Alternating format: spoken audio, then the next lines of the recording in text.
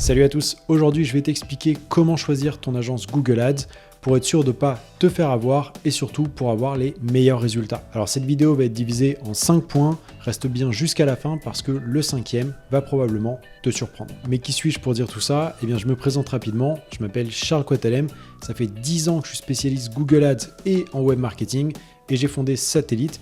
Et chez Satellite, on accompagne des sociétés de toute taille pour la gestion de leur campagne Google Ads.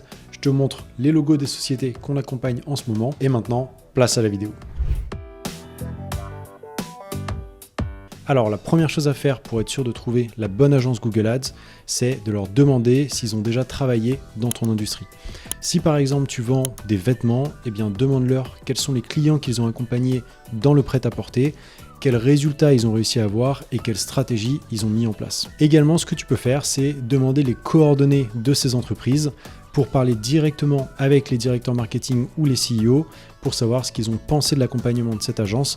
Ça donnera une idée très claire. Par contre, il y a une petite chose à savoir, c'est que si tu leur demandes directement les coordonnées, eh bien forcément, ils vont te donner les clients qui sont super satisfaits. Donc le plus simple, c'est de te rendre sur le site internet de l'agence, tu regardes s'ils ont affiché les logos des entreprises qu'ils accompagnent et tu contactes directement ces entreprises pour te faire ta propre idée. Après, s'ils n'ont jamais accompagné une société qui travaille dans la même industrie que la tienne, c'est pas forcément très grave. S'ils ont travaillé dans des industries similaires, ça peut fonctionner également. Je te donne un exemple, nous chez Satellite, on travaille énormément dans le prêt-à-porter, mais si demain on avait une société qui vend des outils de bricolage par exemple, qui venait nous voir pour qu'on les aide, eh bien c'est un petit peu le même fonctionnement. Donc même si on n'a jamais vendu de marteau et de clous, eh bien on saurait quand même le faire parce que c'est les mêmes pratiques, c'est les mêmes stratégies. Un sujet auquel tu dois faire attention, c'est qu'il n'y ait pas de conflit d'intérêt avec un autre de leurs clients. Si tu vends par exemple des sandales pour femmes et qu'ils ont justement ton concurrent dans leur agence, eh bien ça peut être un peu problématique parce que ça veut dire que chaque fois que tu feras quelque chose, ce concurrent pourra en bénéficier. Et si tu trouves la formule magique pour faire décoller tes ventes en e-commerce, eh bien il y a de grandes chances que ce concurrent la trouve aussi grâce à ton travail. La deuxième chose à savoir, c'est qui va gérer concrètement vos campagnes. Est-ce que c'est l'employé qui a 10 ans d'expérience en Google Ads, qui a pitché le projet, qui vous a convaincu, qui va lui-même s'occuper de vos campagnes? Ou est-ce que ça va être confié à un junior sur lequel l'agence va faire des marges très intéressantes? Également, vérifiez bien que la personne qui vous a pitché la stratégie est bien un spécialiste Google Ads et non un commercial qui vous annoncera monts et merveilles afin de faire sa vente. Ce point est extrêmement important parce que la réussite de vos campagnes va être déterminée par la personne qui s'en occupe. Et donc vous voulez vous assurer d'avoir des personnes vraiment compétentes qui vont investir votre argent plutôt que d'avoir des juniors qui vont en quelque sorte se faire les dents sur votre compte au profit de l'agence qui les a embauchés. Également, essayez de savoir combien de personnes vont travailler sur vos campagnes.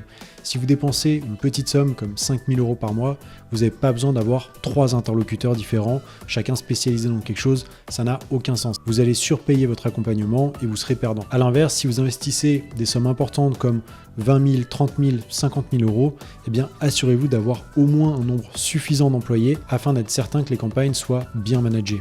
Pendant que vous y êtes, vous pouvez même leur demander s'ils sous-traitent certaines missions. Le plus simple dans ce cas, c'est de le faire en face à face et vous verrez tout de suite à l'expression sur leur visage s'ils le font ou pas. Après, est-ce que sous-traiter est forcément négatif? Non. Nous, par exemple, chez Satellite, on sous-traite toute la partie tracking.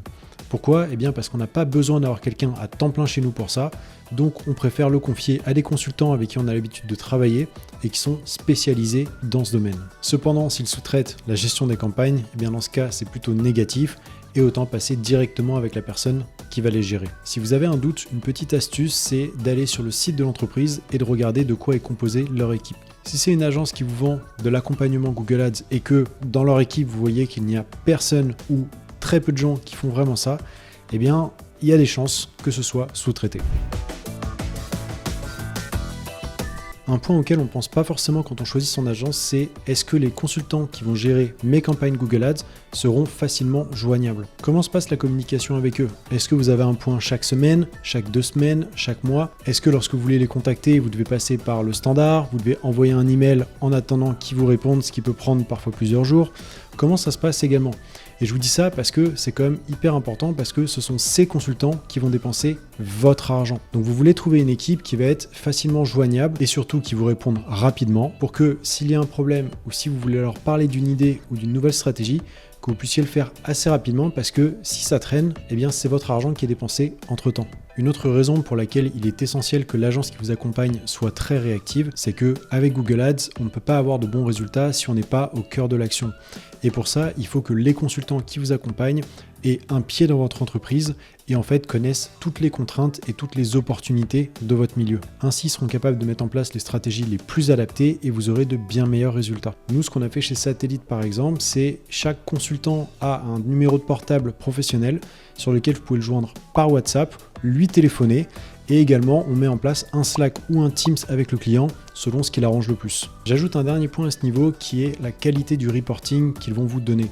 Il est indispensable que vous ayez un reporting orienté vers les résultats et vers les KPI les plus importants, et non un reporting un petit peu fourre-tout où on trouve tout et n'importe quoi, mais on ne comprend pas vraiment ce qui se passe sur le compte, ni où est passé l'argent et quels sont les retours. Un exemple typique de ce genre de mauvais reporting, c'est lorsqu'on se concentre essentiellement sur les impressions ou les clics, alors que la seule chose qui devrait vous importer, c'est combien vous avez dépensé et combien ça a rapporté.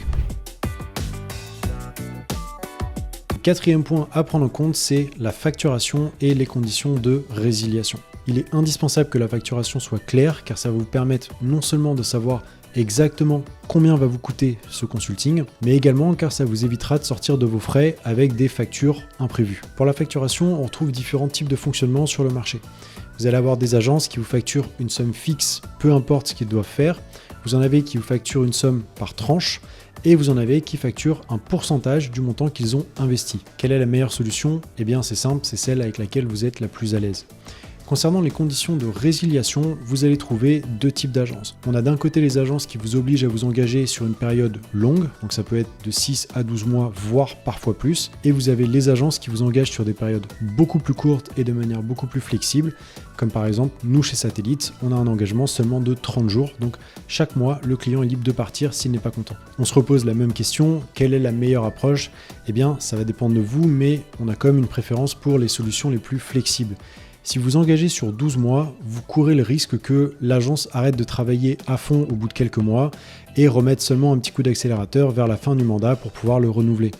A l'inverse, si vous prenez une agence avec un engagement beaucoup plus flexible, vous êtes garanti que chaque jour, ils vont devoir se battre pour maintenir le contrat parce que chaque mois, le contrat peut s'arrêter. Nous, c'est aussi pour ça qu'on a préféré mettre en place cette approche parce que ça nous pousse à toujours être au top de nos performances et surtout parce qu'on est confiant dans les résultats qu'on peut apporter à nos clients et qu'on n'accepte pas n'importe quel projet. Si vous n'êtes pas une grande marque ou un grand groupe, eh bien, n'allez pas vers une très grande agence.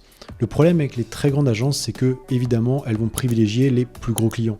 Donc, dans ces conditions, autant aller plutôt vers des plus petites agences vers lesquelles vous serez un gros client et qui vont consacrer plus de ressources à votre projet que d'aller dans une très grande agence qui ne va jamais vous donner ses meilleurs éléments parce qu'elle les gardera pour les plus gros projets. Enfin, la dernière chose pour être sûr de retrouver la bonne agence Google Ads, c'est le feeling. Et ça, c'est vraiment ce qu'il y a de plus important. Il faut vraiment que vous ayez un bon feeling avec les personnes qui vont investir votre argent dans vos campagnes publicitaires. Et il faut vraiment que vous soyez sûr que ces personnes ont compris votre vision et vos objectifs. Pour avoir de bons résultats avec Google Ads, il faut vraiment que vous considériez les consultants qui vont gérer vos campagnes comme des employés dans l'entreprise. En fait, il est impossible d'avoir de bons résultats si on n'a pas un pied dans l'entreprise et que les consultants n'ont pas compris exactement quels sont les challenges, les contraintes et les opportunités de votre marché. Donc le feeling, c'est vraiment ce qui prime par-dessus tout. Si vous sentez que vous avez des gens qui ont bien compris ce que vous voulez faire et qu'ils ont l'air compétents, eh bien foncez avec eux. Voilà, c'est tout pour aujourd'hui. Si tu souhaites te faire accompagner dans la gestion de ton compte Google Ads, n'hésite pas à prendre rendez-vous directement en bas dans la description de cette vidéo ou à me contacter sur LinkedIn pour recevoir un audit gratuit de vos campagnes. Merci d'avoir visionné cette vidéo et à très bientôt.